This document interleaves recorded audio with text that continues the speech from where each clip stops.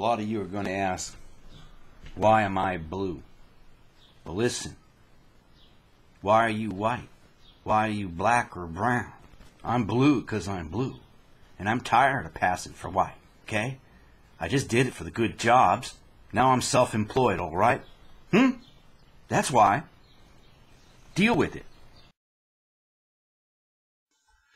Considering that the number 3 is motion in Kabbalah, and he goes on and on and on and on and on and on and on and on and on about the motion in terms of the law of falling, okay, and then there's the law of 3. I think it should just draw your attention right off the bat if you've actually read the book and you start from the beginning again and really start digging. You know, if you really want to excavate, you're going to see, gee, right off the bat, he says 3.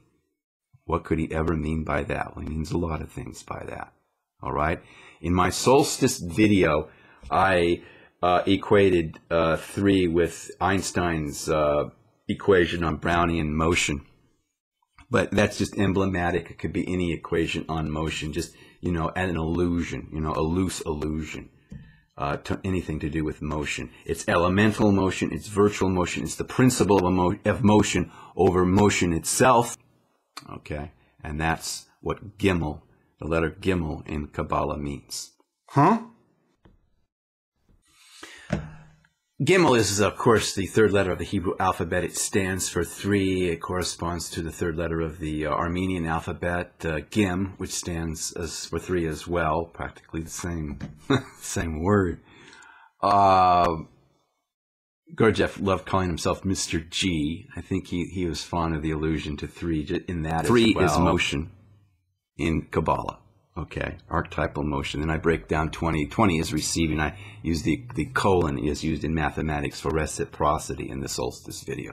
Okay, and then the number 200. In the solstice video, I represent the number 200 Kabbalistically with the mathematical symbol of C. C in physics can mean you know, the speed of light, but I'm just using it in the dry mathematical way of any given set. And in this case, the given set would be reciprocity combined with motion, any motion, okay, or the principle of motion in this case, okay. Now that which contains all of reciprocity and all of motion, all right, everywhere, is that which contains all of the universe, if the universe can be said to be contained. And that's 200. 200 is actually the totality of the time-space continuum. And then some, all right? If understood as a container.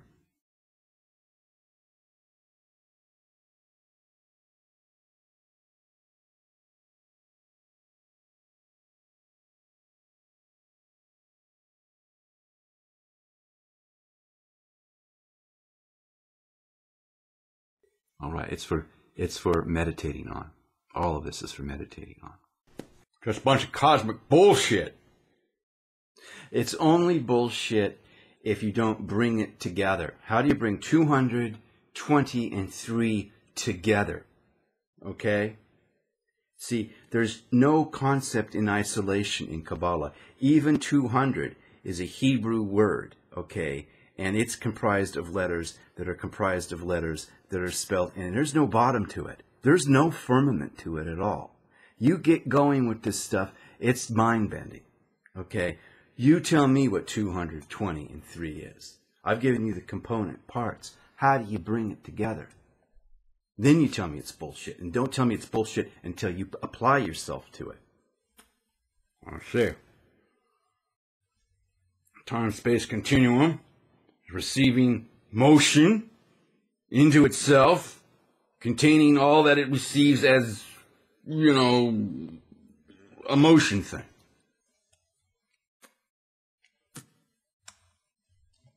Motion, receiving. Sounds like a woman getting laid. Okay. But if you're going to hold to that analogy, a woman is receiving something solid. What is that which is the totality of everything which receives not something, not a solid, not an object, but that which receives motion itself. What is motion itself? What is the concept of trans-space communication? Look it up. It's talked about exhaustively as the law of falling. Okay, now are there other systems of number? Yes. Does Beelzebub acknowledge that? Yes. Beelzebub does acknowledge that. Beelzebub does indeed acknowledge that. The law of falling, was originally exploited by the archangel Venoma, and it was a clumsy system, an inefficient system, convoluted. It got you from one star system to the next, but, there were difficulties. So the archangel Harrington comes along and improves the system whereby you exploit the law of falling, and it's much more efficient. What is Venoma? What is Harrington? Look beneath the surface, folks. Venoma. Any English speaker can pick up on that. Venoma, venom, snake venom, paganism, the serpent. Harrington, very common Jewish name. Okay, but originally, but not exclusively Jewish, it is a Christian name that many Jews in East Europe adopted as they were trying to assimilate. And Harrington, as anglicized Harrington, and that's a common Jewish name as well, but it's also a non-Jewish name. All right? So, gosh, Venoma, venom, Harrington, Jewish, the new improved system. Jews stole the knowledge from blue people. Now, I am a non-fundamentalist, non-literal Wiccan. I don't take that kindly to disparaging paganism, but he disparages everything. He disparages English, but he frets over the English version of his book. He disparages Russian, but he dictates in Russian by necessity the early drafts of the book. Works through Russians all the way to the end to the English version, all right? As he's scribbling down Armenian notes. He disparages women. He disparages Judaism. He disparages everything. All right? So if you're going to understand him, you have to understand where he's pointing. And where he's pointing is that whatever pagan contribution to number, whether it's Pythagoras or it's the Egyptians or whatever, he is saying he prefers the Archangel Harrington's method of exploiting the law of falling. But he acknowledges both, and he does acknowledge that where it came from the serpent originally, but it was improved upon later.